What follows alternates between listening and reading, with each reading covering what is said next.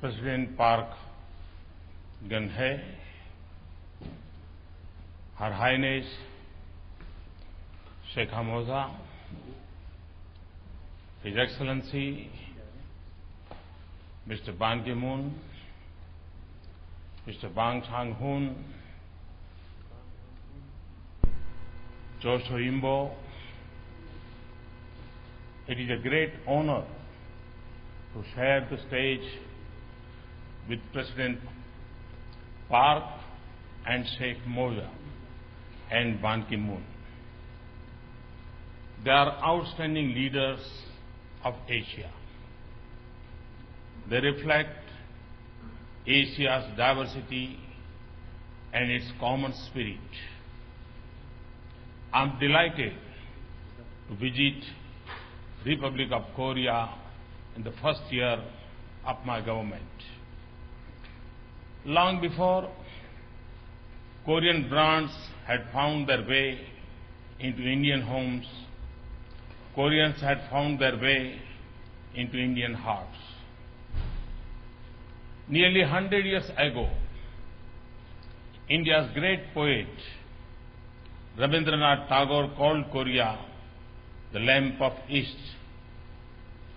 Today, Korea is proving him right. Korea's economic miracle and global leadership in technology has made the promise of the Asian century more real. Korea is a pillar of democracy and a force of stability in Asian Pacific. Asia's re-emergence is the greatest phenomenon of our era. It started in Japan and that extended to China, Korea, and Southeast Asian nations. In the West, nations like Qatar are transforming their desert landscapes into booming economies. It is now India's turn to sustain Asia's success. It is a nation of 1.25 billion people, blessed with extraordinary resources in the form of 800 million youth. India's potential had never been in doubt, and in the course of the past year, we are translating promise into a reality, hope into confidence. India's growth has rebounded to 7.5% per year, and the prospect of further increase are strong. The world speaks in one voice that India is the new bright spot of hope for our region and the world. The progress of 1/6 of humanity will also be an opportunity for the world. It will also give India the capacity to do more for our world. Above all, India's progress will be an Asian success story, and it will be help make our Asian dream a bigger reality. This is because Asia will succeed more when all of Asia rises together. Asia must not have two faces, one of hope and prosperity, the other of want and despair. It must not be a continent of nations on the rise and others in decline, of regions with stability and others with broken institutions. India seeks an Asia of shared prosperity, where the success of one nation becomes the strength of the other. Growth must be more inclusive within and across nations. This is the obligation of national governments, but also a regional responsibility. That is why the future I dream for India is also the future want for our neighbors.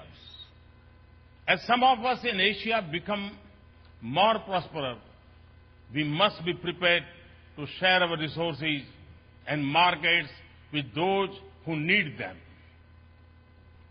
I am pleased to see many in Asia assume the responsibility.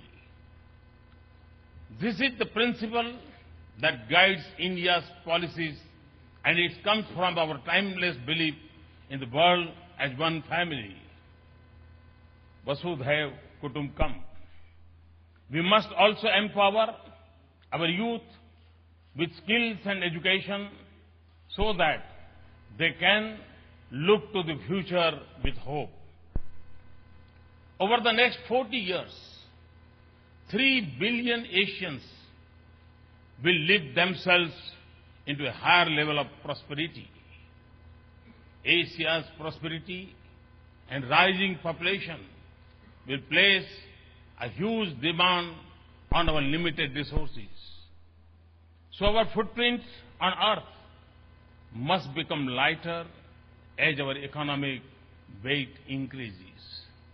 That is why I have often called for a change in lifestyle and a new pathways to prosperity. And I believe it is possible without compromising our future.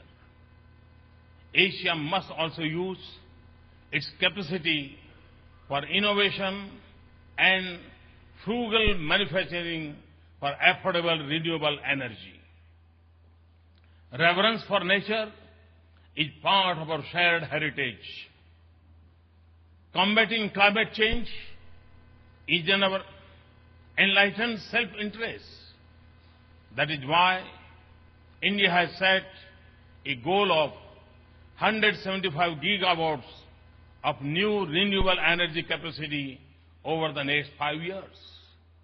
But coal and oil will remain the key source of energy for all of us for a long time to come. So let us work together to make them cleaner and less harmful for nature. Our vision for inclusive growth will be incomplete unless we pool our innovation and technologies to transform our region's agriculture. Many of us have similar ecosystems and rural economies, and we have a long history of learning from each other.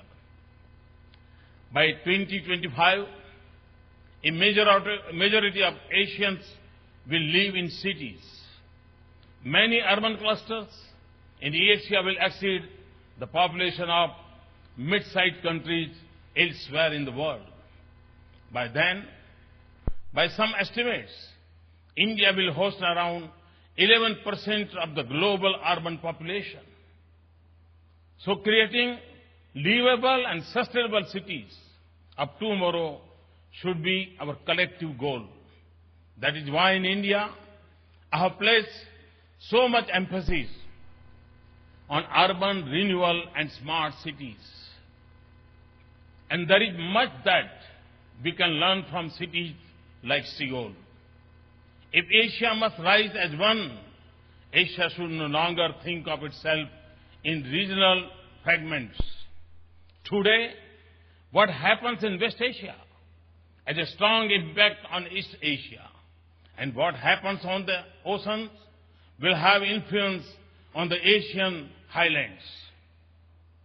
India is located at Asia's crossroads, and we will assume our responsibility to build an interconnected Asia.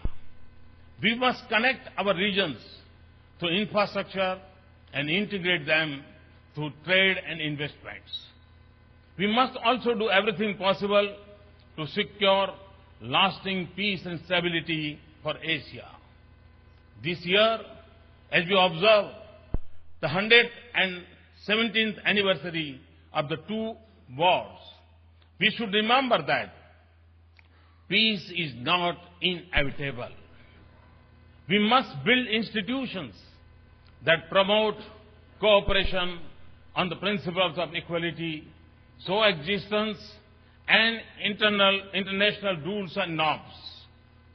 This will also mean that we work together to safeguard our commons for the benefit of all our oceans, outer space, and the cyberspace. This is the responsibility of each nation towards another. It is also our collective task against our common challenges, and that is terrorism, transnational crimes, natural disasters, and disease. Asia of dynamism, but also of uncertainties, must lead in shaping its course. But Asia of growing weight will also have to take greater responsibility for the world. And it must also seek a larger role in global affairs. We must work as Asians to reform the global institutions of governance, including the United Nations and its Security Council. Asia of revivalers will hold us back. Asia of unity will save the world. In conclusion, I wish to say this. Through its history, Asia has been linked by the flow of religions, culture, knowledge, and trade. And Asia has also given much to the world. Greater religions over staples such as tea and rice, some of the finest human creations, and some of the most significant inventions and technologies. We have risen from tragic conflicts and the long shadow of colonialism. We have also seen Asia's strength and spirit. Let us now draw upon our heritage and synergies, our ancient wisdom and youthful energy to pursue a common purpose for ourselves and the world. Thank you. Thank you very much. Thanks a lot.